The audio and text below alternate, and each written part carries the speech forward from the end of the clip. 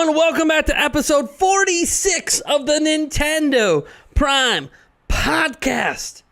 Woo! All right. How's it going? It's going.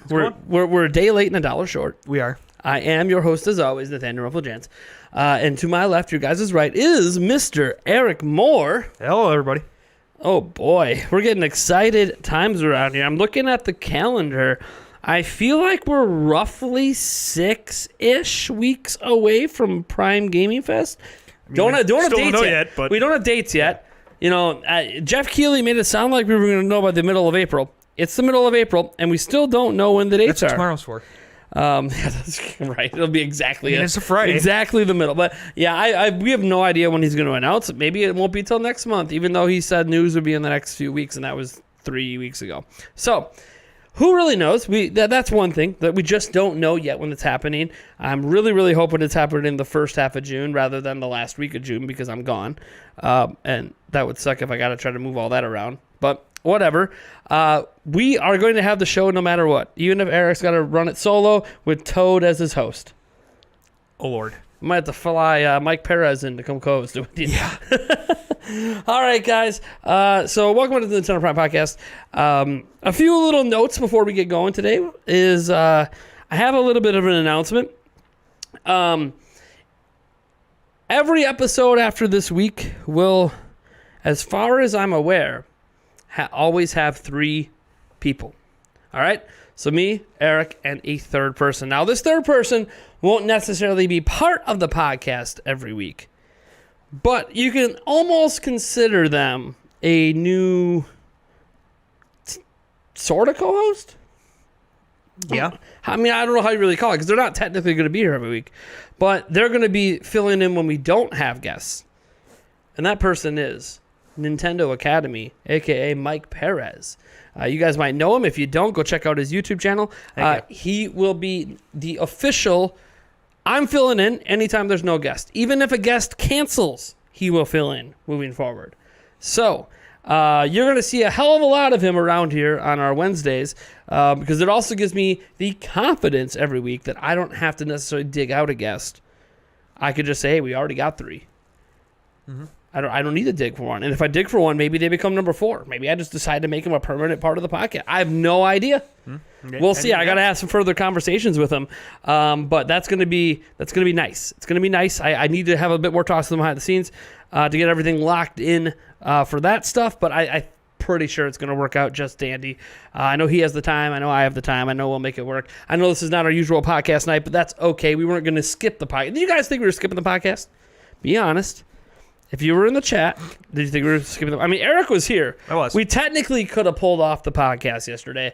I was really frustrated with the late cancellations. We had 3 different guests at one point yesterday, and then at one point we had none besides me and Eric. And we still could have put together the show, but I have this thing where if I'm extremely frustrated, I don't want to then go live because it's going to come through in the show, and it's going to ruin a show where it's just Eric and I hanging out. So we just hung out and played video games last night. Plus, got out that bonus video last night about people who don't like Switch in 2022, and people obviously took it the wrong way because they didn't watch the entire video, where I noted at the end that all that criticism that I was arguing back against was completely valid and completely fine.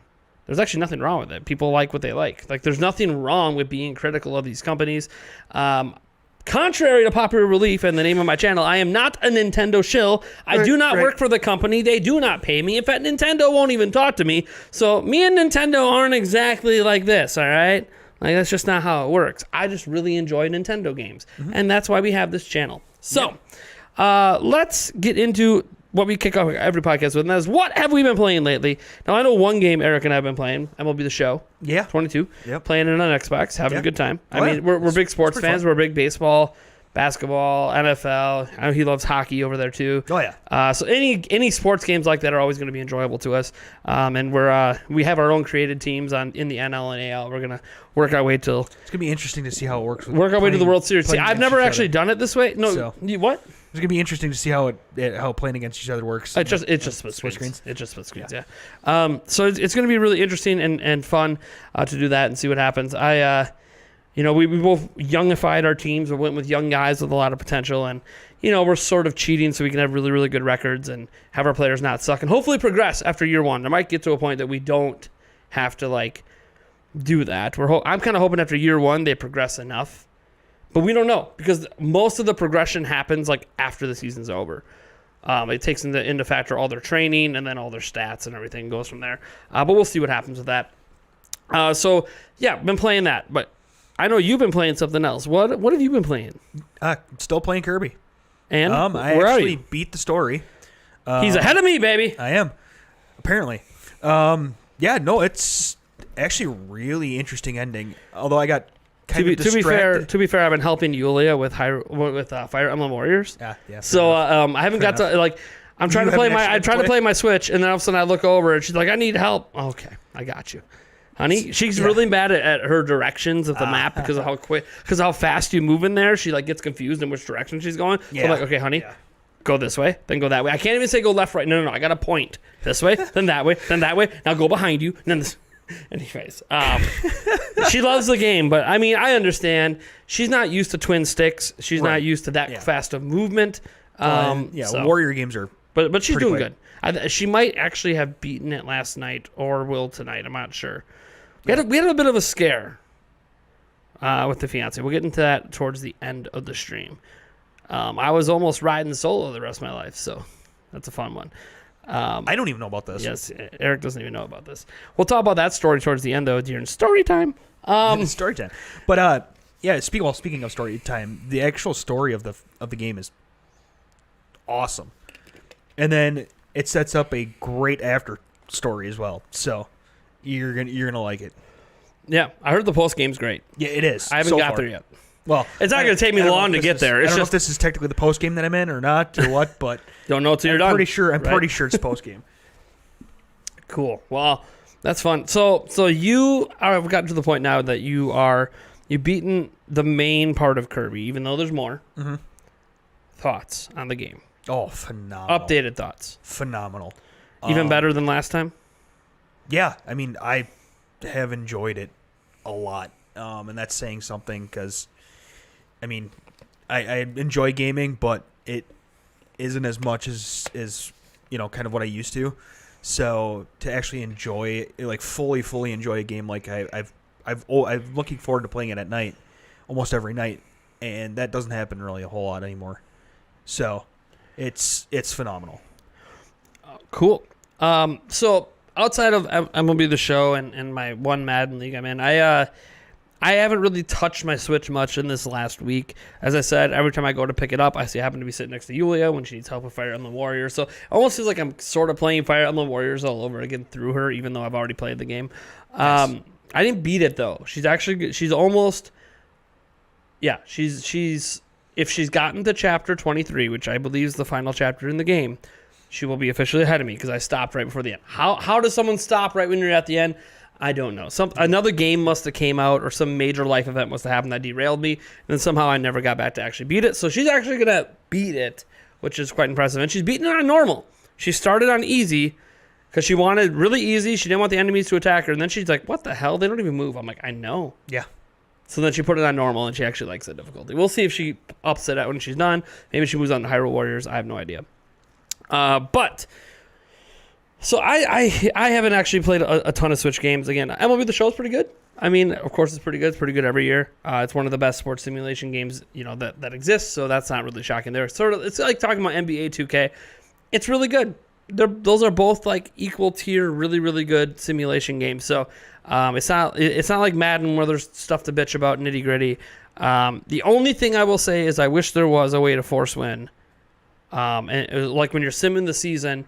Because you can do this in Madden, you can do force win. So if you're starting a franchise like we are, this is just how we play. By the way, I know not everyone wants to do that, but a lot of people don't want to play 162 games to get to the playoffs. That's a lot, but they don't also want to shorten the season because then that lowers how quickly your guys can progress. So it would be cool if you could force the win. You don't force the stats, but force the win for the whole season. That would be really cool. And MLB The Show has never been a game that does that.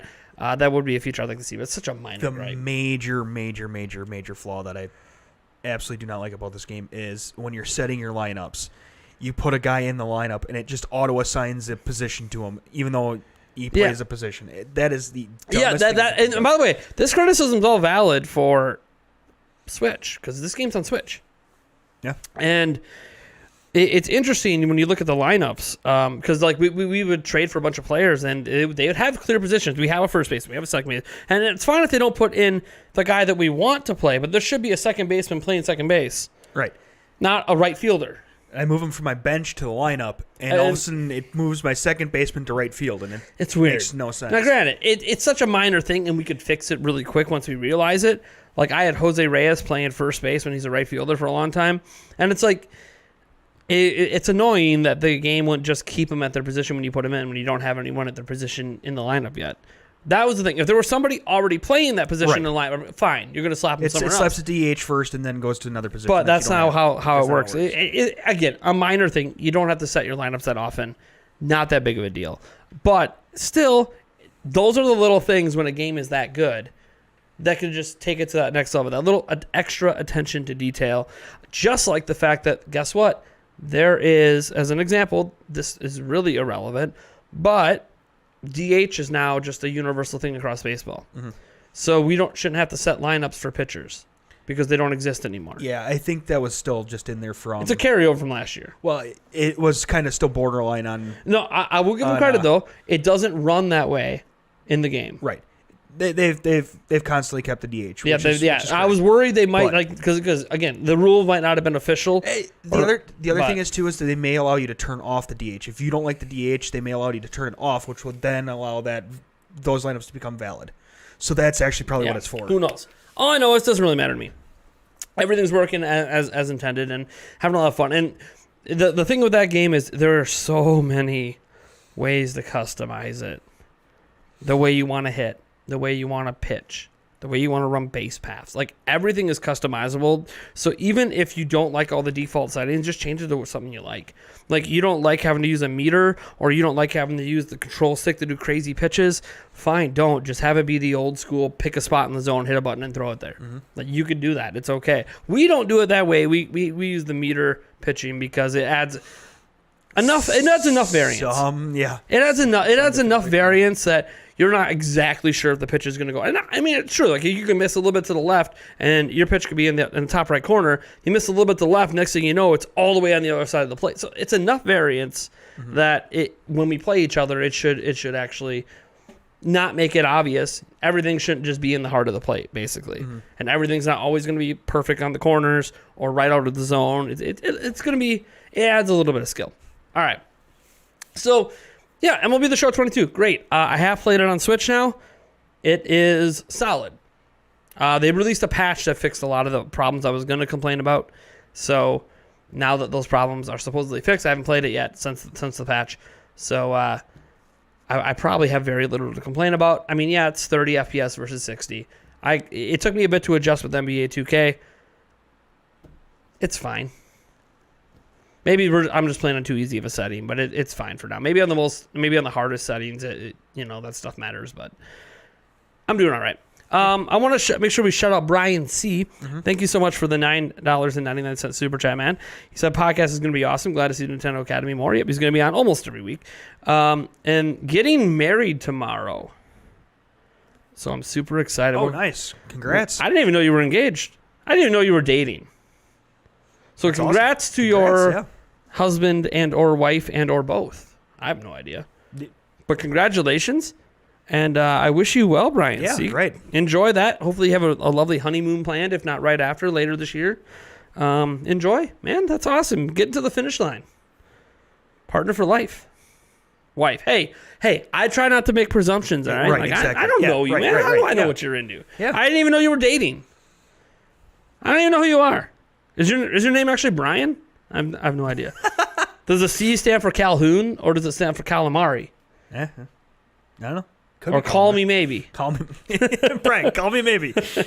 All right. So, all of that being said, let's get into our very first topic. And Eric, what is our first topic? Do you even remember? I know I have to detail it out for you. I believe it is that Breath of the Wild 2 may be hinting at a second Switch. Or the next level Switch. whatever the heck you want to call it. Switch 2, Switch Pro, new Nintendo Switch. Yeah, so this was a news topic I covered on the channel earlier this week. And it essentially just all comes from speculation from Digital Foundry. For those who don't know who Digital Foundry are, they're a YouTube channel and also an entity that works for Eurogamer that does a lot of tech analysis of trailers and gameplay. And they're able to make a lot of, not assumptions, but a lot of good analysis out of it.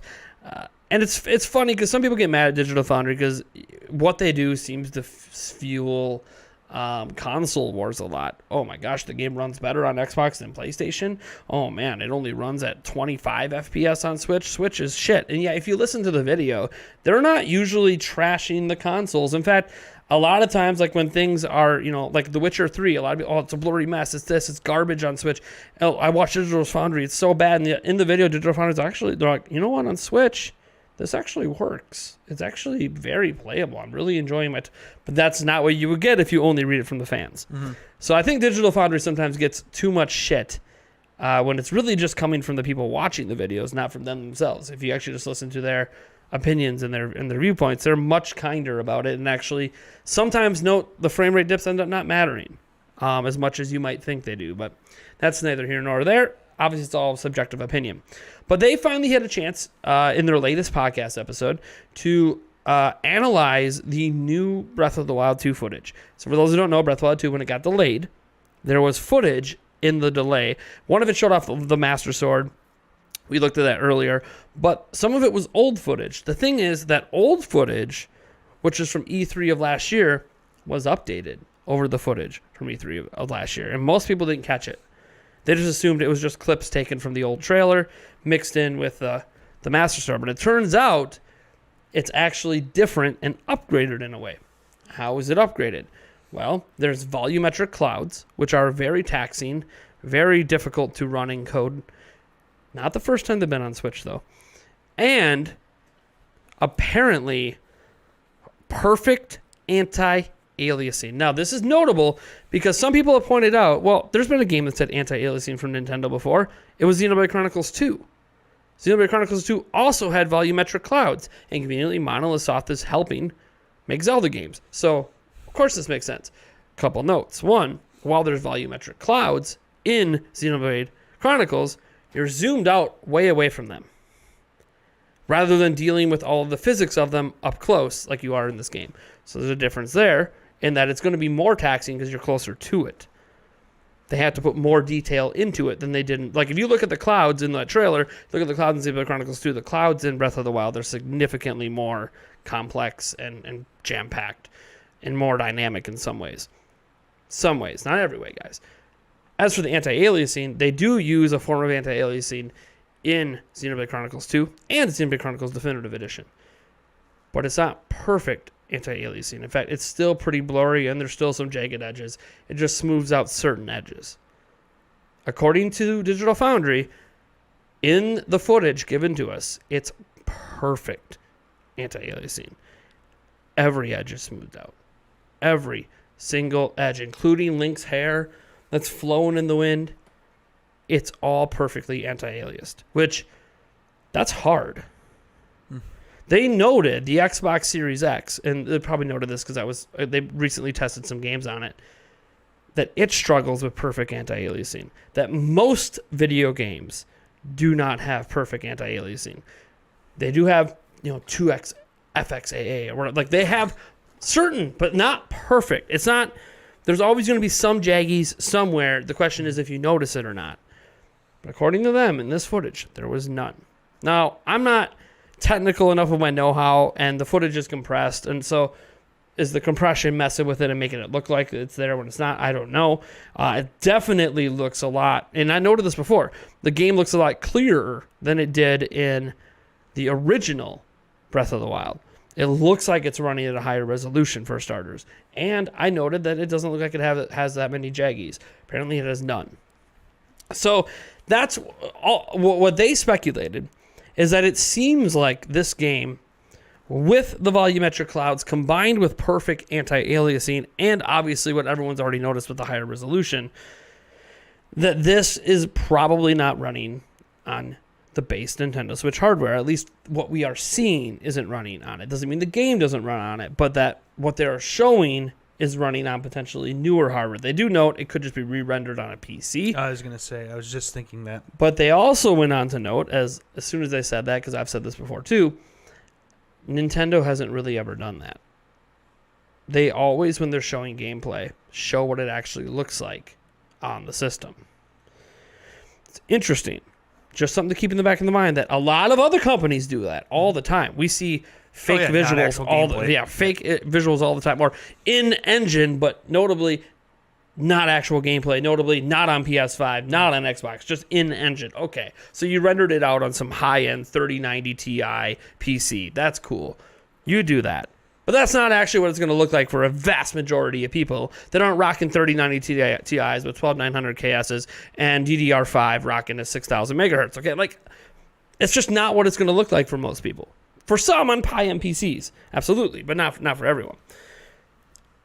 But apparently Nintendo doesn't really do that very often. And I know they don't do it very often. I think there's like one instance where they've done it. And they didn't do it for the original Breath of the Wild, and they didn't do it. It seems doubtful they do it for this game. And it's brought people to wonder, hey, look, there was a lot of smoke about a more powerful Switch last year from a lot of reliable sources. Let's forget about the Samus Hunters of the world. Let's forget about the new Marco Maros and the random 4chan posts.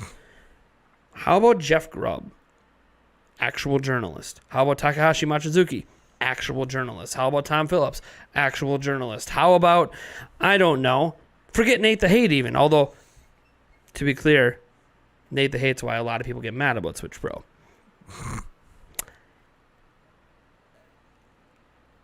Why do you think people get mad when a new, more powerful Switch is brought up? Because we were already let down once with the Switch OLED. It quote-unquote let down. It was hyped up so much that it felt like a letdown. So what do you think caused the majority of the hype? You were here for it. We talked about it a lot. I know. It's just, was it us? It was our problem? We're the ones that caused all the hype? I mean, you can say we're part of the cog. We're part of the cog. We didn't hype responsibly on that one. Like we probably should have. But no, it's I think it's just the possibilities of what could be in the talks of what could be, and then you kind of just build yourself up to start thinking that this is going to be, and then when it's not, it hurts. So there's two things I think happened, and this is speaking as someone who was covering this. Takahashi Machizuki saying that this was going to come before the end of the year. This was last year. And then him noting that he knows 11 developers that have a dev kit, including, and then he named one, and that one went on to deny it, but the way, as was noted at the time, the way they denied it left him so many loopholes because they can't talk about unreleased, unannounced hardware. They can't. They're under NDAs. Like, even if they had it, they would have to deny. They were named, so they got to deny. And they denied it in a very clever way. So did Nintendo in a very clever way that really just leaves the door open. But that made some people mad because he said, oh, it's coming this year, and then we got OLED. And the funny thing is, everything he said about OLED was true. 7-inch OLED panel, new kickstand, Ethernet port, slightly bigger 7-inch panel. It all ended up being true. It just didn't have the new SoC in it, which, in trying to be fair, it sounds like he was mixing sources from developers and manufacturing. All the details he got about the exact panel and the kickstand all came from his manufacturing sources. Details on the 4K and DLSS came from developers. So it sounds like he just assumed it was the same platform. Mm-hmm. So that's bad on him for not noting that this comes from these sources, from developer sources. This comes from manufacturing sources. It might be the same platform, but it might not be. Probably how he should have approached it in his reporting. He just assumed it was all. That's me being fair. Obviously, be super critical. He said it was coming. We didn't get a more powerful Switch. And then, the big one that people got really upset about, E3 last year. Don't you remember? I mean, it's being announced imminently. the week leading up to E3. No. Imminently being announced. And if not, the week before, it'll be announced at Nintendo's show. Imminently. Yeah. So here's what happened. Takahashi Machizuki said the developers are pressing Nintendo to reveal it. He didn't say Nintendo was going to reveal it at E3. If you go back and read his reports, he never said it's going to be revealed at E3. Mm-hmm. He said developers are pressing it. Nate the Hate, as much as I love the guy, he's the one that said it's imminently going to be announced. And within 24 hours, he was already going back on what he said. Because he realized, oh, shit.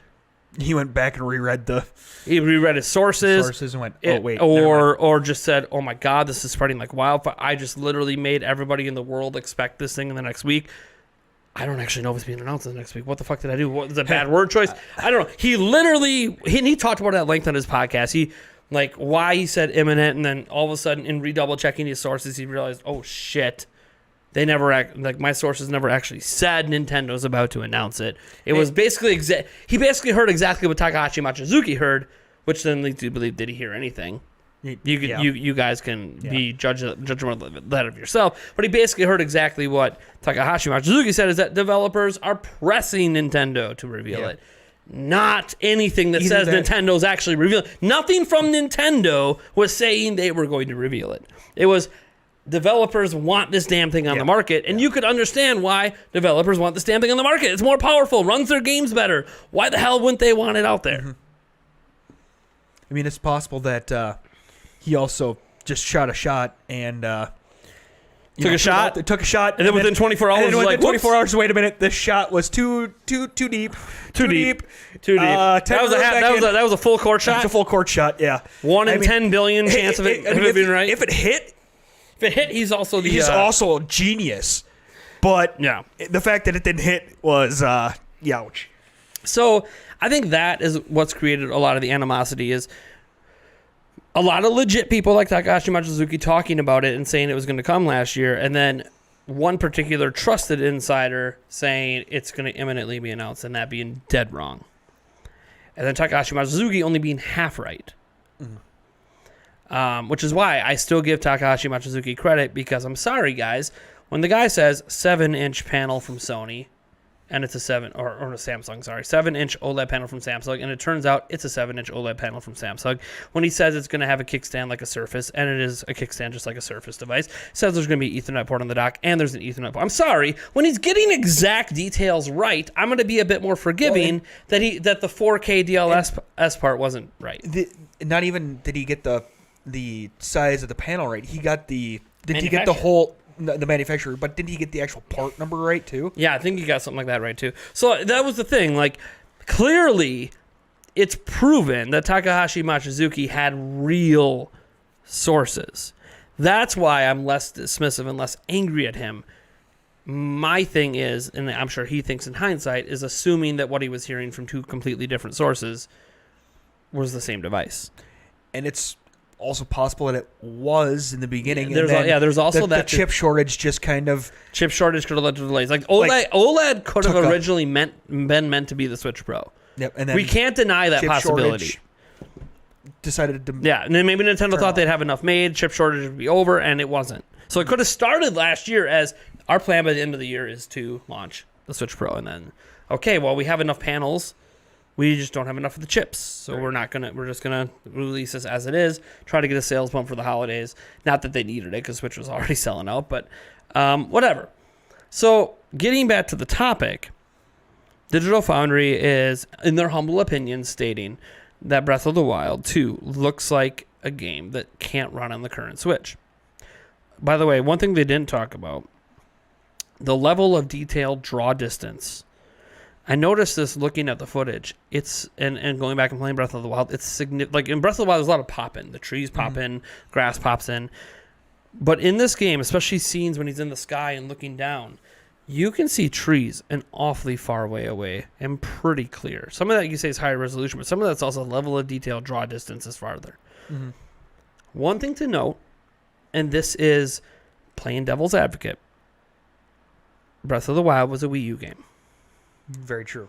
Wii U is not, contrary to popular belief, as powerful as a Switch. The chipset inside Switch is more powerful than Wii U. So, with 5-6 years now to optimize the game on a brand new, take that engine, get it fully converted, brand new system. Yep. As we're seeing with Splatoon 3, which looks significantly better than Splatoon 2, which was probably made primarily on Wii U. A lot of these improvements could just be, finally, the engine's been fully optimized for Switch.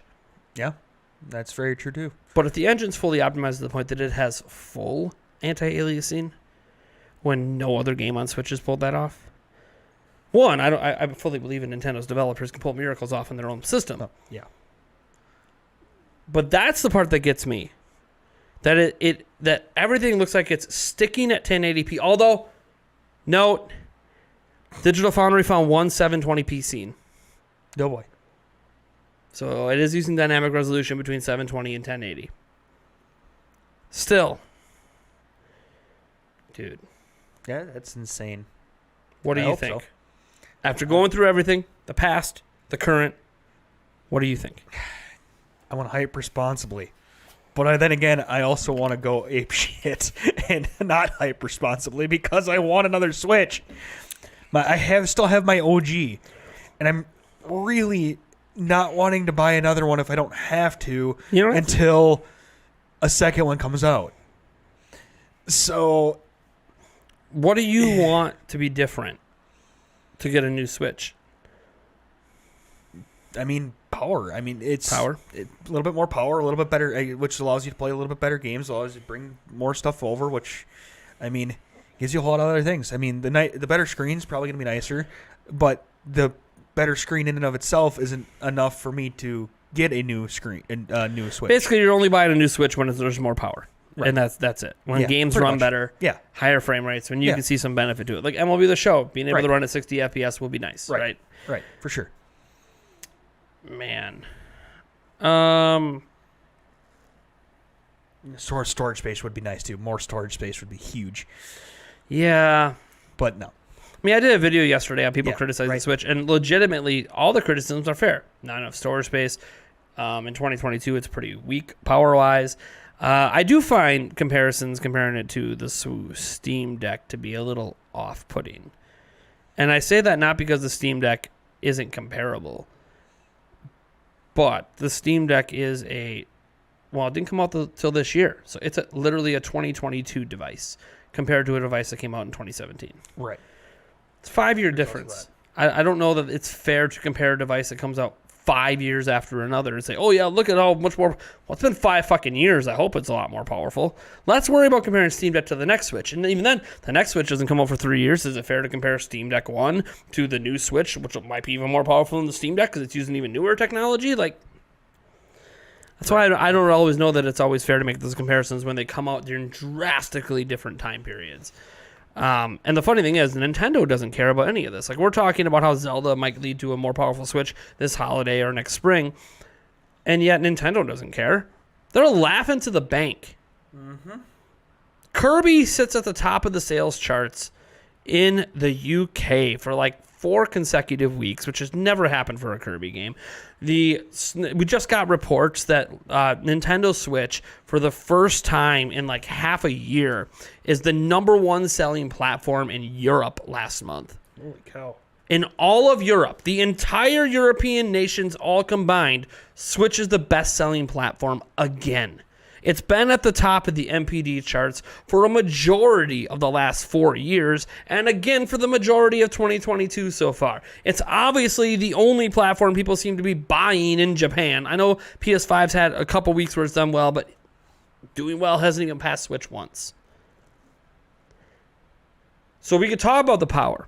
We could talk about this. We could talk about, is this going to happen? Or we want this, or we want more storage. The general populace is telling you, we're good with the way Switch is. So good, we're still buying it now. And buying it more than everybody else. And that's with it being supply constrained in many territories. It's crazy. Absolutely crazy. So, do I think that Breath of the Wild 2 is running on better hardware? Maybe. It's fun to think. I think there's a lot of, we want new hardware, so we'll look for anything we possibly can to justify it. Right. Like, that's something we have to be careful of. right? Like anything that we want, Hype we'll look responsibly. for anything to justify Confirmation bias. that, which we're going to get into our next topic, which dealt with some bias of my own and some people that got mad at me about it. No way. Because we have bias. We all have bias. So if you had to bet, Eric, are we going to, in the next, let's be fair, let's say next 12 months, from now until Breath of the Wild 2 comes out, sometime in that time period, are we getting a new, more powerful Switch? I sure as hell hope so. I want to put an 80% on it. Just because. I'm going to be a pessimist and say, fuck no, it ain't happening. I see the sales, and I don't know why Nintendo would do it. Until there's a slowdown in momentum. I mean, if this was Sony, I would say, oh yeah, they got one coming easy. This was Xbox, oh yeah, they got one coming easy. This is Apple. If this is any other company that makes devices, yes. But it's Nintendo. And while Nintendo has a history of releasing more powerful platforms, all of them have come at times when they needed more momentum. Well, they don't need more momentum. So according to Nintendo's own history, it still wouldn't really work because they're at the top of the world. And Nintendo likes to rest when they're at the top of the world, which I don't think is the correct thing to do. I think they're missing out. I think they could really help Switch's reputation with some of the more core gamers out there if they released it, even if it's just a mid-gen upgrade. If they released it and extended Switch another 2-3 years, but they gave us something that makes people happy in the moment, people will be willing to wait 3 years for the real next gen at that point then. Mm-hmm. But didn't the new president say, well, their current president say something Shintaro Furukawa? They're not going to rest on their laurels like the old run? And that's what makes it so exciting. As an example, Nintendo just dropped $40 million USD for land adjacent to their current headquarters to build a new research and development building that's 12 stories high, 38,000 square meters of floor space. It's not going to be completed till December of 2027. And the $40 million was just in the land, which, some people say, oh, that sounds cheap. Okay, it really depends on where you're buying the land. For business development, obviously they bought it right next door. They bought it right next door to them. Depends on how much land they bought for $40 million. Well, that's the thing. Like, $40 million sounds like a lot to us, but it's for business development in a major city. So it probably is on the lighter side, but I don't know a whole lot about real estate there. And Nintendo's right next door, and Nintendo's really highly respected even by the Japanese government. So they could have got a deal. But I mean, building the building is going to cost them hundreds of millions, if not billions of dollars to build that building. That's why it takes 5 years. Mm-hmm. It's going to be a top of the line research and development building. That doesn't sound like a Nintendo resting. Research and development is where their new systems come from. Research and development is where their new game IPs come from. Research and development is where all their partnerships with third-party companies that get us Bayonetta 3 and get us Astral Chain and get us things like Octopath Traveler. All of that comes through their R&D department. Hey, where did Switch Online come from? Technically from their R&D department.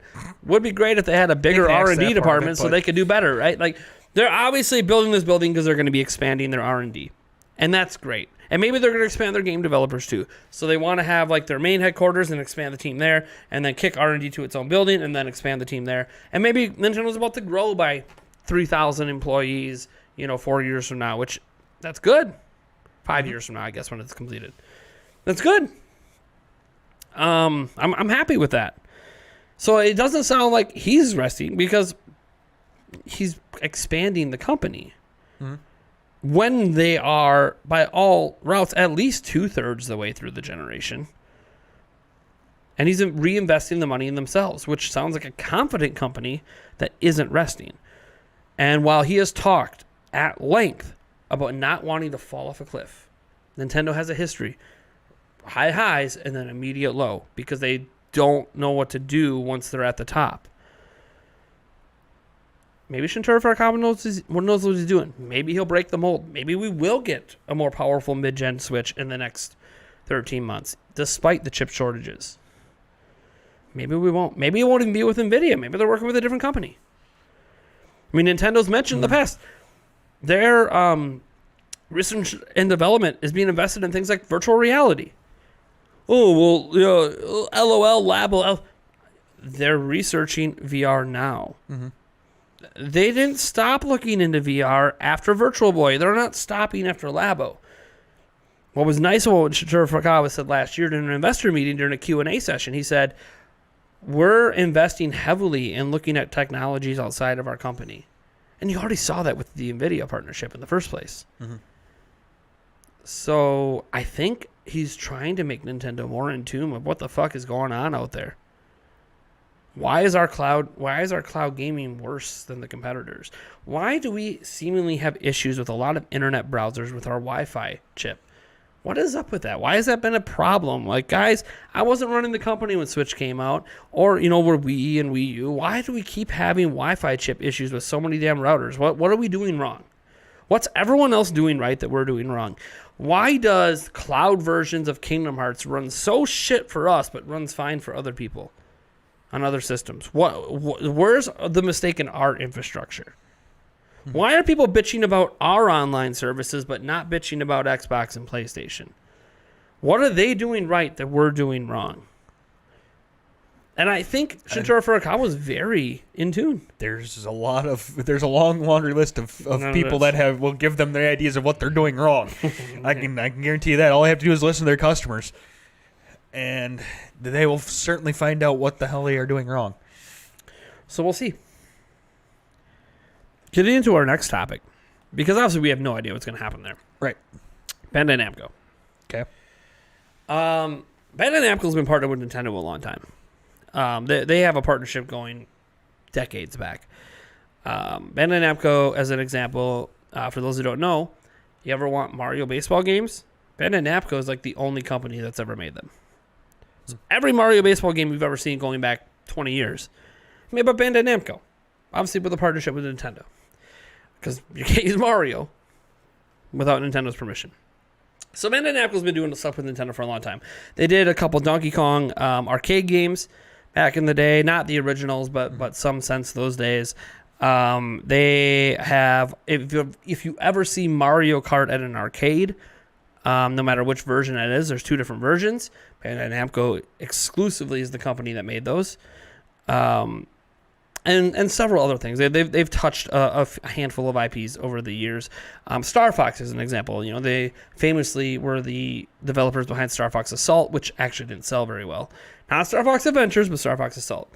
And what came up in some recent hiring posts collected by certain media outlets like Nintendo Everything was that Bandai Namco is hiring like 3 or 4 positions right now that specifically are for a Nintendo Switch game, a Nintendo Switch action game, a Nintendo Switch remake, remastered action game. These are all from the job postings. Now you might go, okay, well, they're remaking a Bandai Namco IP then, right? Like, obviously, they could just be remaking one of their billions of games. Absolutely. Maybe it's Pac-Man, right? You're right. But notably in these job listings, they are actually not being hired by Bandai Namco. Even though you're applying through Bandai Namco, they're being hired by Nintendo to work at Bandai Namco. Now, Nintendo doesn't just hire employees for other companies. That's interesting. It's called Nintendo's funding a game that's an action game, that's a remake or remaster. Mm-hmm. And these are contracts that are going to be jointly with Bandai Namco and Nintendo to pay their salaries because Nintendo's paying for the game to be made. Dodgeball. So it's led to a lot of speculation on what this game could be. And this is where I note where people got mad at me. Some people, not everyone. I noted, hey, I hear action game, I hear adventure game. I started thinking, man, what's one of Nintendo's major action adventure games? Da da da da da da da da da da da. I mean, come on, Zelda, obviously. Now, I have an affinity for Zelda. I have a bias for Zelda. So, as we noted before, when you want something, you will find reasons to believe you're going to get that something. And I want all the Zelda remakes in the world, all the Zelda remasters in the world. I want Ocarina of Time and Majora's Mask in HD. I want Oracle Seasons, Oracle of Ages, The Minish Cap, even Zelda 2. I want them all remade and rebrought to the forefront, like we got with Link's Awakening, like we got with Wind Waker and Twilight Princess HD. I want to see this Skyward Sword HD. I want to see this happen to all of the Zelda games. So, of course, I'm going to look for any hint that it could be happening. And It might not be that. It might not be any. It could be Star Fox Adventure. That's another action-adventure game. It's rumored that they were originally working on Metroid Prime 4 before it got sent back to Retro. Maybe they're working on a remake or remaster of one of the Metroid Prime games. Hey, we know there's supposedly a Metroid Prime remake or something almost done. Maybe Bandai Namco is the one that's been working on it. Maybe it's one of a billion things. Kid Icarus Uprising, some people have mentioned. Even though Bandai Namco has no history with it. They have no history with a lot of things. In fact, all the things they've worked with Nintendo on had no history with it before they worked with Nintendo on. So it could be Zelda. It could also be one of, I don't know, probably a dozen other things. They're taking Pac-Man open world. But why would they need Nintendo for that? I don't know. But that's why it's not. It can't just be a Bandai IP because Nintendo wouldn't be paying them for sure. To make their own IP. Like Bandai Namco, if they want to make their game, they'll just make their game. That'd be awesome, though. Just running around chomping dots. Yeah. So there's just a lot of speculation around it, what this game could be. And I honestly have no idea. Obviously, I lean towards Zelda because Nintendo's had 5 different companies work on Zelda remakes over the years. 5. I mean, one thing you did touch on was they did touch some Donkey Kong arcade games, and there has been the rumor of a new Donkey Kong game somewhere in the works. Oh, but if we're going to start believing that rumor, well, that rumor also said it was the Mario Odyssey team making it. That's very true, too. But maybe it... Crossover. I mean... Crossover, yeah. Crossover. Hey, you know... Hey, just throwing it out there. Fun fact, by the way, Bandai Namco made Mario Kart Tour. Just so you guys are wondering, that Mario Kart DLC, you got to wonder, did Bandai Namco, or are they the ones making all the DLC for Mario Kart 8 Deluxe? I don't know. I'm just throwing that out there as a possibility because we still don't know who made it. Remake, as Matt says. Yeah. That could be interesting. I mean, all we know is it's an action game that if you look at it looks like it's some sort of action-adventure game based on what they're hiring and what their jobs are going to be. The adventure part's more assumed. It's literally stated it's an action game. But when you throw adventure in, that kind of leads you down the path of Zelda, Metroid, and then old school games they don't make anymore, like, I don't know, Donkey Kong 64, I guess, or Star Fox Adventures, like games we haven't seen in a long time. But I also know Nintendo, when they do their remakes, they tend to remake games they think are going to sell really well. And like I don't see that Star Fox Adventures is going to sell well today. Xenoblade Chronicles Definitive Edition to me made sense because Xenoblade Chronicles 2 almost doubled its sales. So people might want to go back and play the original. But like every game that gets remade is usually one Nintendo knows they can bank on sales for, so or remastered. Like Link's Awakening. Fair bet Link's Awakening was going to sell at least as much as the original Link's Awakening because hey, Breath of the Wild was huge, and it's a Zelda game on Switch. So, I don't know. Like, Eric, do you think do you have an idea of any possible game this could be? Because I'm always going to default to Zelda because I'm a Zelda guy. I mean, I just was looking up one. Could be a Star Tropics remake. That'd be awesome. Just thought of that offhand because that kind of fits that same feel. And we haven't had Star Tropics in a long time. So if they did something like that, it would almost feel like, hey, we're getting a new IP at that point. I mean, that's what it would feel like because it's been so long. There was a sequel to it at one point that didn't sell very well. But and a lot of people get excited about Kid Icarus Uprising because they really enjoyed that game. Yeah. But there was also a Sora game, and I just don't know that he would be cool with Bandai. I mean, the thing is, Bandai Namco's worked on Smash. So, like, to think he would be cool with it, that's like another connection you could throw in there. But also, does Nintendo think it would sell well? I don't know. Like, it's not a new game. That's the only thing we know for sure. It's a game we've all played before at some point. We just don't know what it is. So, we're all just guessing. We're all going to guess things we want. Pilot Wings? Sure. Yeah. Like... That's the thing. We're all just guessing at what it could be. The only thing we know is it's either a remake / remaster, one or the other, because that's what's in the listing. And it's for Nintendo Switch. And Nintendo's the one hiring the employees for Bandai Namco. So it's Bandai Namco developing, paid for by Nintendo, for some sort of remade game. Cool. That's what we know. And it's an action game, possibly action adventure. It's such a broad, which it's intentionally broad. Well, right. And it's not like Retro Studios who like put out a new banner art and everyone started freaking out. Oh my God, look at this. There's just new Metroid banner art when they're just using it to advertise hiring people to make Metroid Prime 4, which you start to think if they're still hiring people to make Metroid Prime 4 5 years later, I don't know if that's a good thing. Right. I'm not so sure that that's a good sign, but maybe it is. I have no idea. I'd be very interested. Has anyone asked Kit and Krista, who left Nintendo a few months ago, who now do their own podcast, has anybody bothered to ask them if they know if Metroid Prime 4 has been progressing? Or has it even hit Nintendo of America? Has Nintendo of America even had a hint of Metroid Prime 4? Yeah, I don't know. That'd be... I mean, you figure they would because Retro Studios is making it, right? Like, that's in the U.S. That's under Nintendo of America's management. But then, like, if they didn't even hear about it and they worked at Treehouse... Yeah. I'm not saying it needs translation, but right. You would figure they'd know because they know about every game coming out. So, I don't know. By the way, it doesn't mean anything for next year, of course. If it's a 2023 game, it might not be known at Treehouse yet. So yeah, that's, I don't know. I just find it fascinating. Anytime you can speculate on unreleased games that we now know are in the works, is fun. I like that you brought up Star Tropics though. I always forget about that one. Mm-hmm. There's going to be something totally obscure that nobody's thinking of. Right. No, it'll be some like horror game or something. Eternal Darkness coming back. Because Nintendo owns that too, right?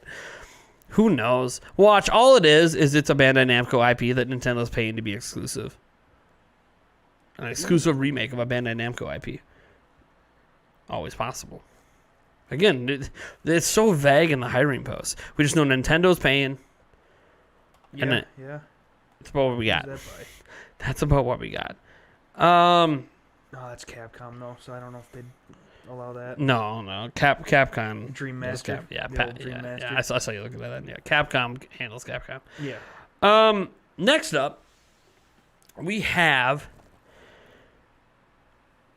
a government body forcing Nintendo, Sony, and they would have forced Microsoft if Microsoft didn't already change their policies on it. To change how they handle their online accounts. Now, this is the Competition and Markets Authority out of the United Kingdom. So for now, it's only affecting the United Kingdom. There's obviously a lot of high hopes because a lot of these companies like keeping standardized policies across all regions that they will end up applying this to the U.S., where we're at, where we live. There's always hopes. There's always hopes, too, that the U.S. government takes note of the importance of this because this is, I think, an ongoing issue beyond video games. And that is subscriptions. And them being set to auto-renewal the moment you join. The Competition and Markets Authority out in the UK did an investigation of the video game market, and there's a law in place, I forget what the name of the law is, that states pretty simply that you cannot force customers into auto renewals. And everyone does it. You sign up for Netflix, you're on auto renewal. You sign up for Switch Online, auto renewal. PlayStation Network, auto renewal. Xbox, auto renewal. It's always auto renewal. Every subscription service has you set to auto renewal. And it's gotten to the point that because everything does it, we know everything does it. Mm-hmm. But what they try to do, and the whole reason they do it is because they want money.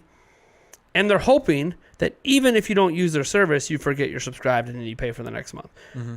And then maybe you get angry about it for a second, but you're not in a position to do anything about it at the time you're at work or whatever. Then you forget about it, and then you get charged again. And again.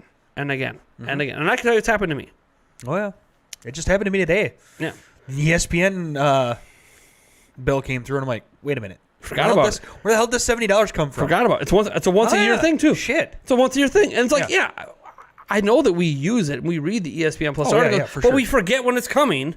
Yeah. Because I wanted to change it. I wanted to change it so it was the bundle of the Hulu, Disney Plus, and why not? It's so cheap It's such a cheap upgrade. Why not do it? I'm wondering if I can't contact them and see if I can. And I wonder, because we share it, so I wonder if I already have Disney Plus and Hulu combined. I wonder if we can just even if I cancel mine and just whatever. Yeah. Just do it all together. Yeah. It make too much sense, especially since I think it's a year sub. Yeah, I think so. Versus what I'm paying Monthly. per month. Yeah. So I don't know. Yeah, Anyways, we can figure that out later. But yeah. So they basically, in wake of their investigation, Nintendo of the UK has announced that they will no longer be forcing people to be auto-renewed. You will now have to manually select auto-renewal at sign-up or after you sign up. Sony has announced, they haven't announced they're going to get rid of auto-renewals yet, although it's pretty safe to presume they're going to. They said they're going to get more transparent about it so people know they're signing up for auto-renewal. And then they're going to contact customers who have been with them for a while who haven't been using the services to let them know to cancel. Which sounds cool on paper until you realize Sony's also upgrading all of their services with new tiers. And that seems like an excellent opportunity to grab customers that probably weren't ever going to change tiers and say, hey, in case you didn't know, you haven't used our service in a while. We're upgrading our services. We'll give you a discount here. Why don't you join the new tiers and get all these extra things that might make you actually use our services? Or we'll give you a discount so you upgraded that one and then forget again. Let's put it this way. We can't give Sony, Nintendo, and Microsoft, who changed their policies and got rid of auto-renewal back in January, we can't give, at least in this case, Sony and Nintendo credit. Maybe you want to give Microsoft credit. They did it before they were forced to. But we can't give Sony and Nintendo credit for what they're doing or having something that sounds nice, like contacting customers who didn't realize that they're still paying for something that they don't use, as if this is a good thing when they're being forced to do it. They didn't do anything about it until the government stepped in and made them. So thank the CMA and thank the UK government. Don't give credit to Nintendo and Sony. Now, if Nintendo gets proactive about it and Sony gets proactive and they apply it across all regions, you can give them a little bit of credit because they're not waiting till those specific regions force them to do it. But let's just be real. All of this is about making money. Auto-renewals are about making money. Everything's about making money. It's not about what's best for the customer. It's about what's best for them. So, I know I don't like auto-renewals. I do and I don't. I like it when it's something I want to, as an example. When it's something I knowingly use all the time in Netflix, renew it. Yeah. Yeah, I don't want to be somewhere where I can't change my card quick and can't use Netflix. And you know what's cool about Netflix? Like if I have a card on there and for some reason there's no money in that bank or in that account, Netflix gives you a grace period and then they email and let you know. They send you a text or whatever and they're like, hey, just so you know, like your bill didn't go through, you can still use Netflix for the next few days. Just get it sorted out. I like that. That's friendly. That's cool. You did try to auto-renew and if I didn't have the money, cool.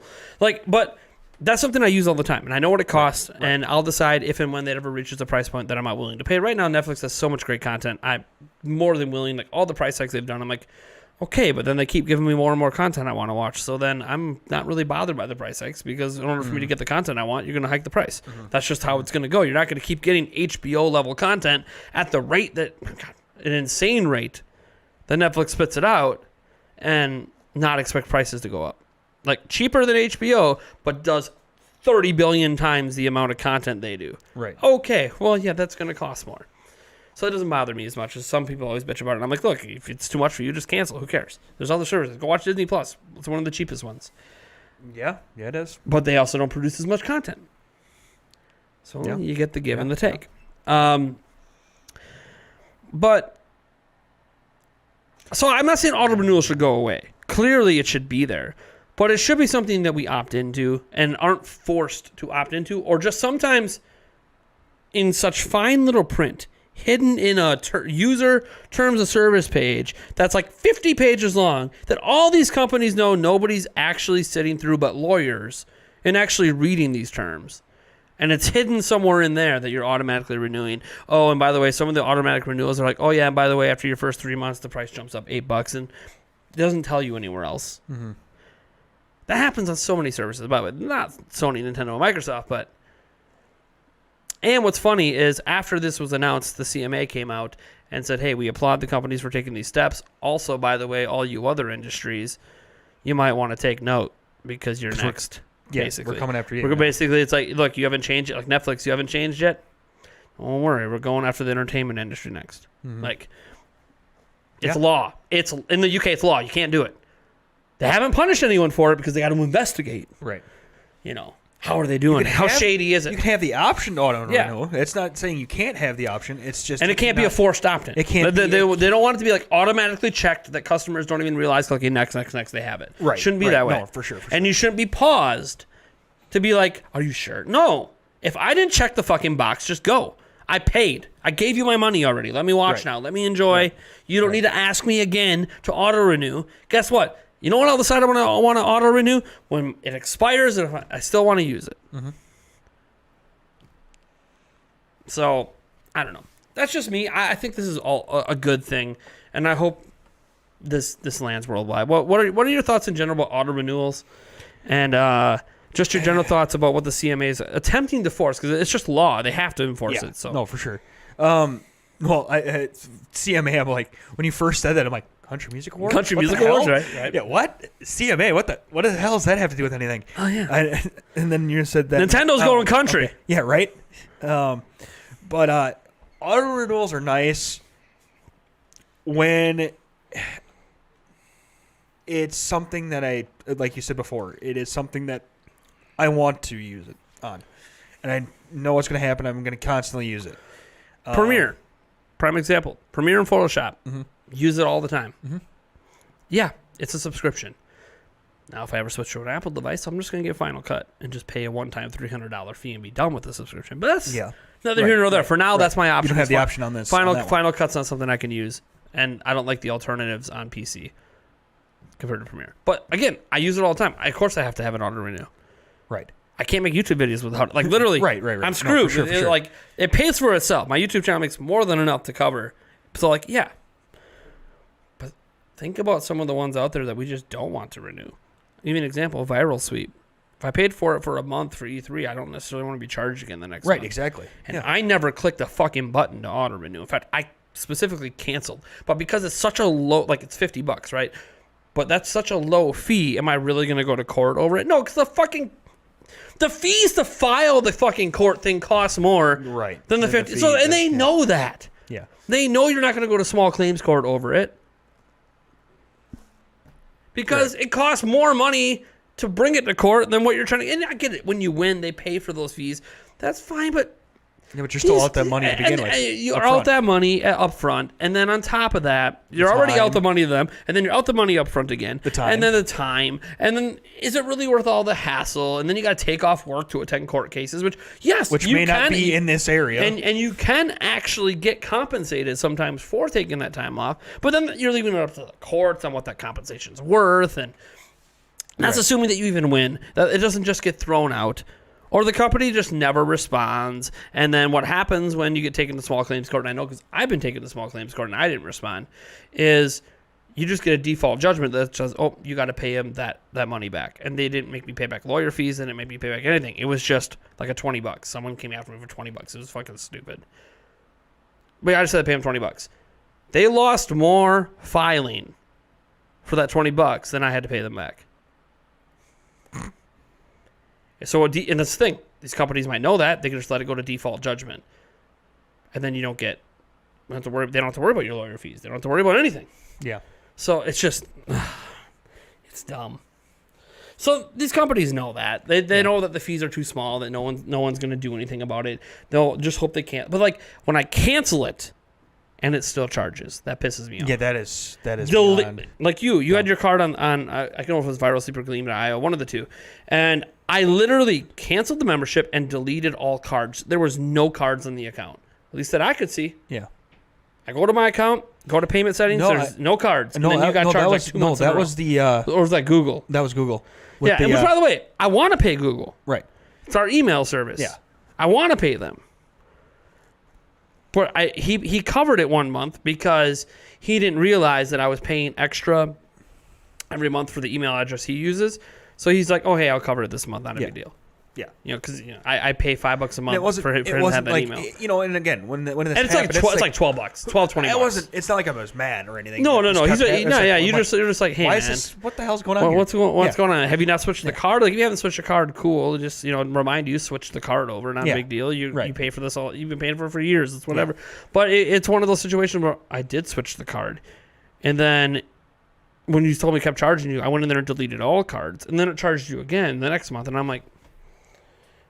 Okay, there's literally no cards here. Look, I'm not mad because I know I want to pay it. But I was going to pay it when my email warned me that I was past due, which now it does. I don't keep cards on there anymore. When it warns me it's past due, I call them and make a payment over the phone so I don't attach any cards to it. After this whole fiasco, because apparently deleting cards doesn't actually do anything about it. So I had to call them, and then they finally, it's a glitch in the system. I'm like, okay, cool. Maybe it is. So fix the shit. Yeah, not my problem. That's not my problem. That's a glitch in the system. That's not a glitch in the system. That is a glitch that needs to be fixed. And they said, does your friend need to be refunded? Then you're going to have to pay the past due fees from the last 5 months or whatever. I'm like, no.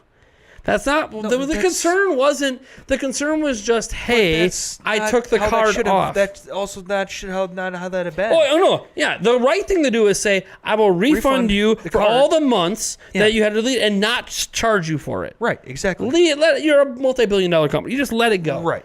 That's what Amazon would do. Yeah. They would just let it go. Hey, it's not even that much money in the first place. The customer was trying to pay, but wanted to pay with a different card.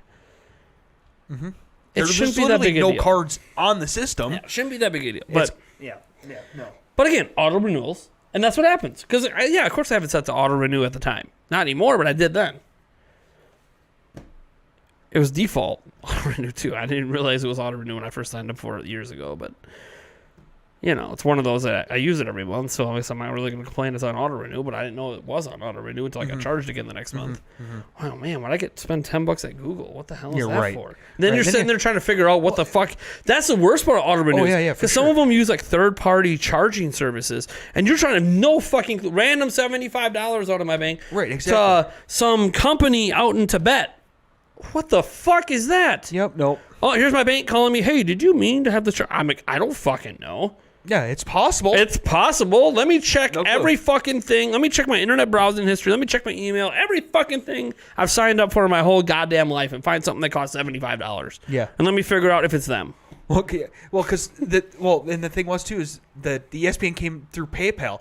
So I'm sitting here looking at a PayPal charge for $75. I'm like, yeah, I didn't pay for anything with PayPal. I haven't used PayPal in a year. Yeah, it's usually if we're sending money back and forth. If we're not using Venmo, we use PayPal sometimes. Yeah, 90% of the time. I think there was one time I sent you money on PayPal because I needed to get it all onto a single card, and it's just I don't have multiple PayPal accounts. I used to be able to do it myself, but still, like PayPal's not something I even commonly use anymore. I use it for. Possibly shady website. Shady websites, yeah. They have because PayPal. I bought a cat feeder off a website that I wasn't quite sure if it was like a legit website, and I got the tracking everything blah blah blah, and went to the post office and it said it wasn't shipping. I'm like, hey, can you look this up? And they're like, oh no, it's coming through UPS. We don't do anything, or FedEx, one of the two, and we don't do anything with them. I think it's FedEx. Yeah. And so I'm like. They're like, it's probably a scam. I'm like, fair enough. And I contacted PayPal, and it said, give us 48 hours to respond. They responded in an hour with instantly refunding my money. And because I attached screenshots, I attached emails to saying that I had contacted the seller, this, that. And because the seller didn't have any personal information on PayPal, they just yep, here you go. Yep. And that was an hour back. I mean, that's. I had a similar situation with PayPal, and it wasn't quite an hour because I had some other evidence and proof. If you remember when I tried buying those triangle lights. Oh yeah. From that one website that looked legit. Everything else said it was legit, but I had never bought from them before. They shipped from New York. I'm like, okay. Well, I'm using PayPal for this. Right. Because I've dealt with PayPal for a long time with business accounts, and I have a business account, and they're very friendly to people with business accounts because they want you to keep your business with them. It was back and forth for a couple of days because I actually wanted the products. I'd rather not get a refund. Right. No, exactly. I want to know what the fuck's going on. I want to know if this is a real company. Did I get scammed? And then they had real information, so they feel like, oh, okay, well, this seems like a legit company, but okay, well, I never got my product. And then they gave me a tracking number that never tracked, and they won't respond to any emails. Mm-hmm. And now they don't even have a contact form. That it just vanished off their website. So that, I don't know. Maybe they were. And I kept saying, to give benefit of the doubt, Maybe because this was happening. This was in 2020. They could have been a real business that went out of business. That folded. Yeah.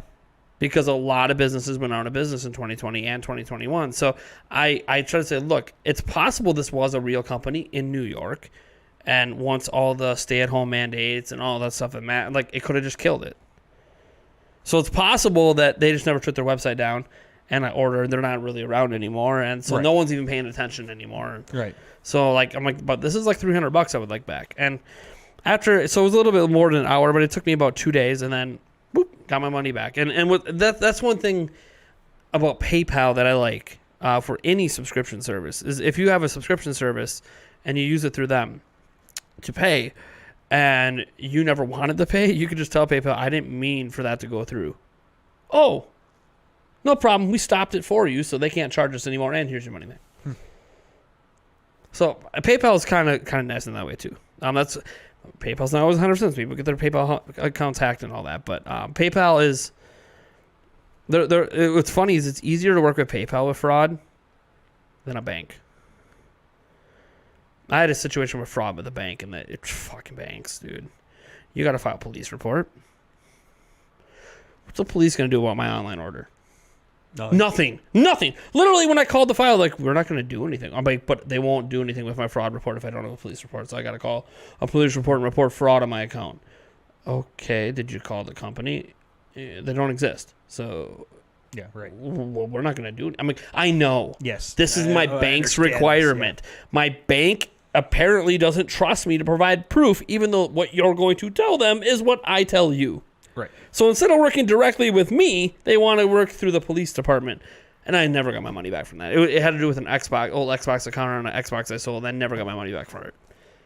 So, like, because it was on a bank, and the bank wanted me to file a police report. I'm like, but I told you, bank, it's not stolen. I sold it to GameStop. I had to log into my account at GameStop so they could verify that it worked. And then I was going to go wipe it, and they said, oh, we'll wipe it for you. We are required to wipe it. And the person never did, obviously, and sold it as is. Didn't sell it and just took it home. And yeah, either way. I'm like, but I'm not filing a lawsuit here against GameStop because I can't prove there was any malicious intent. But somebody with that Xbox spent a bunch of money out of my bank. And one, cancel my card, please. I don't want to get charged anymore. Mm-hmm. Two, hey, this is fraud. Mm-hmm. I'll fill out your fraud. No, you can't even fill out a fraud report until you file a police. But it's not stolen. They didn't steal the Xbox. I willfully sold it. Well, then you need to file a police report against GameStop. I'm like, for what? And then when I talked to the police, they're like, are you planning to sue GameStop? No. Mm-hmm. This is like $70. I'm not suing anyone over $70. Mm-hmm. I just want my bank to put a hold on it and give me my money back. Like, I don't know how, like it didn't even go through. It's still pending. Put a fucking hold on the charge. Mm-hmm.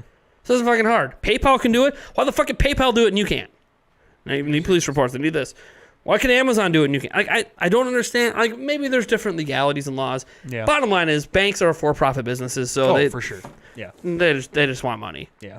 They don't want to give money back because they probably knew we're never getting that $70 back from wherever, the Xbox at Microsoft or whatever, so we're not going to give it to you because then we're out the money. Like, oh, yeah, so piss me off. So guess what? I no longer bank there anymore. Yeah. You're welcome for that, by the way. I moved to a different bank where I had a similar situation happen, and they fucking took care of it the same day. So, you're going to lose customers when they start realizing that they can get better services elsewhere.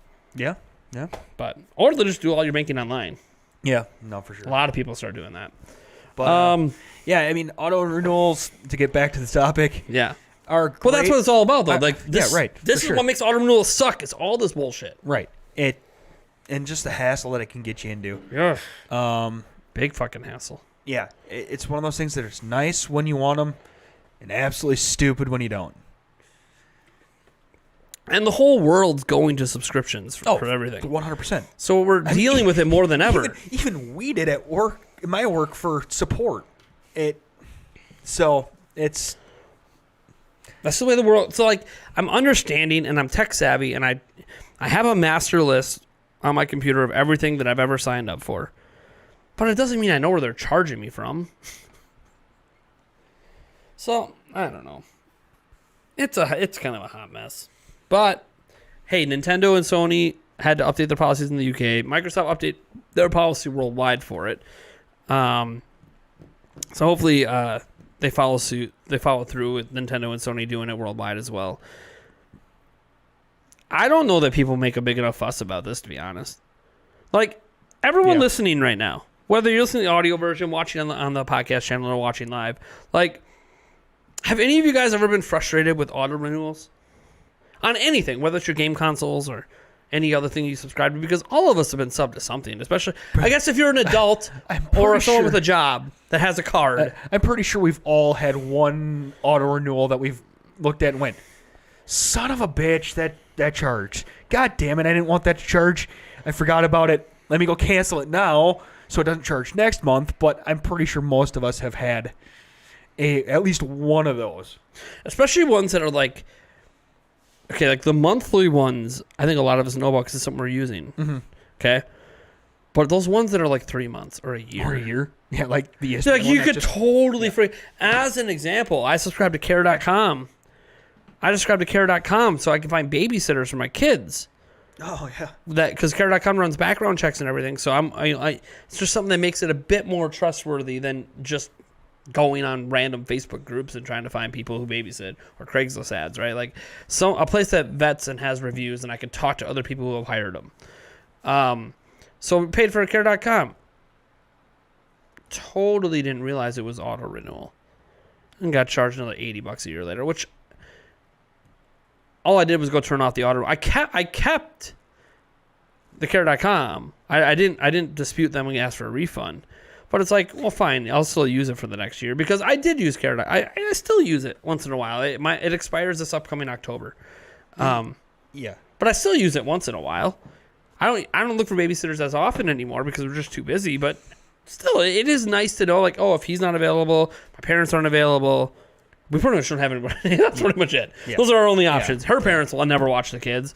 Yeah. So pretty much, my sister doesn't live around here, and she won't always know. She's got a baby. So I pretty much have Eric, or I got my parents. And if it's no from both of them, well, shit, I got to pay a babysitter at least $100. Mm-hmm. Well, who am I going to touch? Well, let me talk to a prior babysitter. Oh, she doesn't live in the area anymore. The one that we were using. Shit. So I still use care.com here and there. Yeah. But I'm probably going to, and it's not on auto renewal now. So if they charge me again this upcoming October when I have auto renewal off, that's, and that was through my Apple device. And I've been checked. Phones are the worst culprit, by the way. No, God. Apps and everything. Oh my God. If you guys have never checked and you guys have paid for something in an app, make sure you go and look at your account settings and look at what you're actually signed up for and what's set to auto renewal, because it's all automatic. I realized when I went to cancelcare.com that I had like 7 other things that have been auto renewing on a bank account that I forgot about, because I had the only thing that went to that bank account was money from Amazon affiliate links. It's the bank I no longer use, guys. But I totally forgot that any money I make off Amazon affiliate links was always sent there. So there had been like $500 sitting on that account over the last like 4 years of money just sitting there that I didn't even know about. Which would explain why every time I filed my taxes, suddenly I'd have $500 added by the government. I wonder why, because I wasn't filing the money from Amazon because I forgot about it. Mm-hmm. And apparently they had just been auto renewing there. I had no fucking clue. So, plus, I have too many banks, guys. I think I got 1, 2, 3, 4, 5, 6. I have 6 bank accounts at 6 different banking entities. Why don't you close some of them down? They all have uses. Fair enough. One of them is specifically, well, one of them is the child support. That's we don't control that. Well, right. So that is what it is. One is that old RCU account. That's the one that I no longer use. Yep. And I just leave it open on the off chance that I need to go to an RCU bank to cash a check because I have family members with RCU. Or if I'm in a emergency situation, my mother uses RCU and her name's on my savings account there, so she can quick transfer me money. And I still have my RCU card, so it's more of it's a convenient. I don't really use it. At least I didn't think I was using it. Little did you know. One is a net spend account that one particular company that sponsors me sometimes pays to, because for some reason they won't pay me to anything else, including PayPal. PayPal, we've already talked about that. Use it for a lot of my, like I pay for a lot of my business stuff through it, so that way if I ever have any issues, I know that PayPal will help me out. Our joint checking account between me and my fiance is at BMO Harris. There's not really any particular reason we went with BMO Harris over any other like bank. There's just a convenient one downtown. Right. No, that was basically it. Pretty It much. was just a convenient one downtown. And hey, if I want, I can get a Milwaukee Bucks themed card if I want. Heck yeah. But that had nothing to do with it. But and it's a national bank, so it's in every state. So I can pretty much find a And they had one thing that sold me is they have a you can use any BMO ATM with just your phone. So if I forget my wallet or lost my card, I can still go and manage my bank account from the ATM and pull money out or whatever. So that was something that like other banks that I was looking at didn't have in my area. But that's our joint account. You pretty much the only thing that goes there is Yulia's paycheck. So, Nice. so it's basically like Yulia's bank. Yeah. But that's because if people wonder why it's your joint bank account, well, Nintendo Prime is a business, believe it or not. It might sound crazy to call this stupid YouTube gig a business, but it makes money. I got to pay taxes on all that money, and I got to pay business taxes on all that money. I can't have the money just automatically deposit into a joint checking account. Yulia starts spending that money before I get all the taxes and all the stuff paid out of it. I'm fucked. I don't want to get to the end of the year and file my taxes and owe $10,000. I had that happen once 5 years ago. Never again. So I keep all the money I make on YouTube separate from anything else I fucking touch for a reason in a bank account that I'm not going to tell you guys about. Don't need people trying to hack into it. But the point, me telling you what it's in isn't going to make you hack into it, but it's completely separate from everything else for business reasons. Yeah. And because I'm eventually going to have to turn the business into an LLC, which... Yeah, right. I mean, that's a good thing. It means that I'm making too much money, so I need to protect myself. Mm-hmm. Because what happens in an LLC is that if I ever get sued, or if the business gets sued, let's say I did a giveaway for a PlayStation 5, and the winner never got their PlayStation 5, and my terms state they have up until 5 years for me to get them their PlayStation 5. That's my legal terms. 5 years pass. I get sued immediately. Well, it's been 5 years. They could start to charge me not just for the fact of going after me for the $500 for the PlayStation 5. They can start coming after me for emotional damages for winning a giveaway and never receiving the prize. Mm-hmm. And emotional damages can end up being 10, 20, 30, 40, 50, hundreds of thousands of dollars. This is just a hypothetical situation. It could be anything. Especially over 5 years. Over 5 years. Yeah, it could be anything. So if they go after you and you're a sole proprietor, which I am right now, what happens is everything I own is technically equity to the business. The car is in my name. It's worth $9,000. Our car is. If I get sued, the car is equity on that lawsuit. They can just take it away. All the equipment in here can just be taken away. Everything I own can be gone like that off one lawsuit right now. So a way to protect yourself is to become an LLC where you still pay yourself, but you pay yourself out of your business funds. And then all of your equipment can still be a business expense, but it can be a charge to the business for the employee to keep. So the editing PC, all the stuff that I bought, if I ever use it for anything that's not business related, they can't come after it because it's considered a personal item that I use for work. Mm-hmm. It was bought by the company to use for work, but it was also given to said employee as they call it a gift. So then they can't take away anything. Basically, they take the YouTube channel. Can't do anything about that. But if I want to start up again somewhere else, they can't do anything about that either. So it's a whole protecting the business, protecting my family too. Like, it's scary thinking $9,000, my car's gone. It's the only thing I got that can pay it. Right. You know, my house. Own it someday. Gone. Mm-hmm. They just take it all. So, like, becoming an LLC separates you from the business.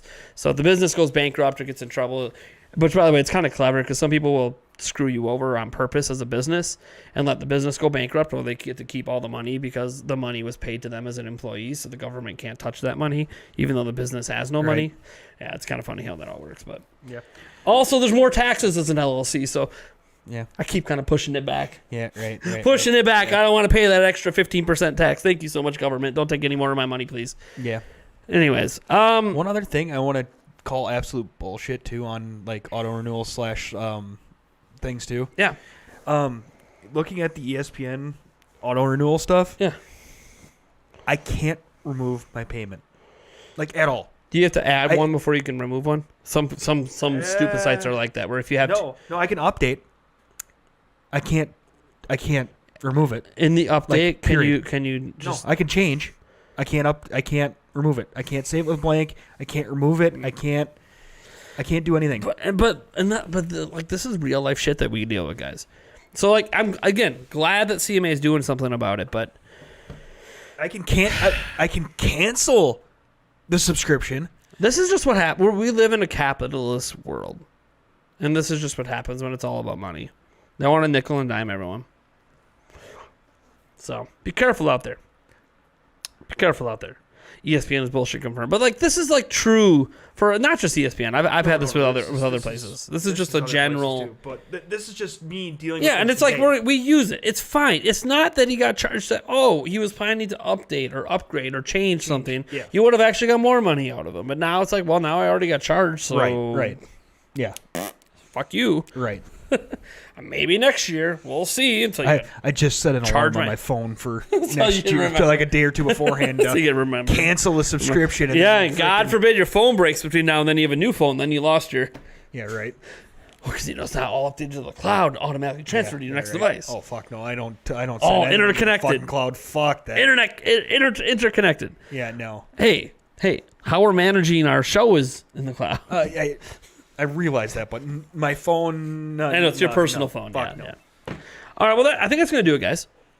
No. I hope you guys enjoyed the show. I know it wasn't like a ton of very specific gaming talk this week. And a lot of tangents, but you know. Yeah, but all the tangents are all interrelated. Right. You know, this is all real life stuff we deal with, and Nintendo's being held to a standard that I hope gets applied worldwide for them, and hopefully gets applied to all these companies doing this stuff. So not all of us can stop dealing with the frustrations of auto renewals, at least. Like, throw us a bone, governments, and enforce companies to stop automatic renewals without us intending to opt in. Not a hidden opt-in. By hitting I agree, you opt in. I opt in to what? Oh, I also can't use your service if I don't hit I agree. Yeah, that part. How about you just let me sign up, give you the money I wanted to give you, and then come at me later and ask me if I want to renew? It's not that difficult. That's the way everything should be. Again, auto renewal should always be an option, but an option that we willfully want, and we shouldn't have apps and services held back if we don't opt in. So we'll see what happens. Again, this is just the UK, so good news is for our friends out in the UK, Oh yeah, the CMA's got your back. Yulia story. Oh, the Yulia story? Yeah, I'm curious on this one. You did say story time. Yeah, story time. We'll end this with story time. It's actually scary story time. Not like, ooh, there's monsters in your closet. So, yeah, I almost became a solo rider for the rest of my life a couple days ago. So, Yulia was on her way to work, like she is every day, Monday through Friday. And she was going 70 on the highway, no big deal. That's the speed limit. That's actually speed limit. That is actually the speed limit. So, like, she wasn't speeding at all. And it was raining, but it wasn't, like, super bad. And then out of nowhere, there was a small patch in the rain between where we live and where she works. Like, literally a small little 10-foot patch that came and went, where it dropped a literal sheet of ice. It literally looked like the fucking sky was falling on you. And it just smashed. And of course, knocked her the fuck off the road.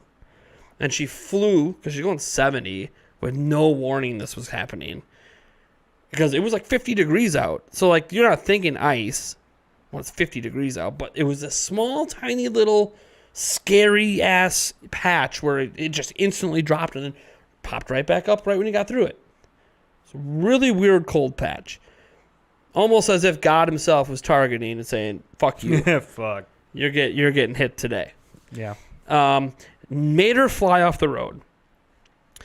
All the way across to the other side of the highway where the traffic's going the opposite direction. At 70 miles an hour. At 70 miles an hour. So through a ditch, out the other side, with no control. Everything's ice everywhere. Just sliding like a bitch. And a semi's coming.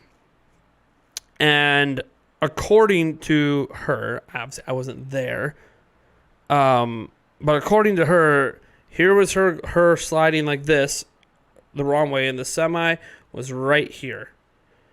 And apparently the gust from the semi, like, this is how close it was. She obviously didn't get hit by the semi. She's still here, still alive, thank God. But our car got just past it, but the gust from the semi going by was so strong because it was that close to hitting her that it caused the car to spin like 17 times as it was going down into the ditch on the other side. And it's funny because she spun 17 times right behind a cop car that was already parked on the side of the road who pulled somebody else over. So the cops saw it all happen, basically. Mm-hmm. And so she's like down in the ditch, freaking out, of course, because there was a whole thing that happened where, like, the windshield wiper broke right before she spun out. Which of course it did. She was fucking hit by a fucking sheet of ice. Of course it broke the fucking windshield wiper. So she calls me, and she's obviously freaking out. And she's like, "Why aren't you freaking out?" I'm like, "I'm just trying to be calm." Right. You're already freaking out enough. If I start freaking out, you're okay. The car's okay. You're okay. Nobody got hurt. Okay. At the end of the day, no matter what just happened, everything's okay. Maybe there's some ice damage on the car. Don't know. I haven't looked at the roof yet. But everything's okay. So at the end of the day, how close are you to work compared to home? If you're closer to home, just come home. Or do you need me to find a ride to come out there and drive the car back because you don't trust yourself right now? No one's going to give you a ride. I'm like, I don't know. My parents are working in Eau Claire, so probably not. But hey, you know. Oh, I'm like 3 miles from work. I'll just go to work. I'm like, okay. All right, fine. Goes to work.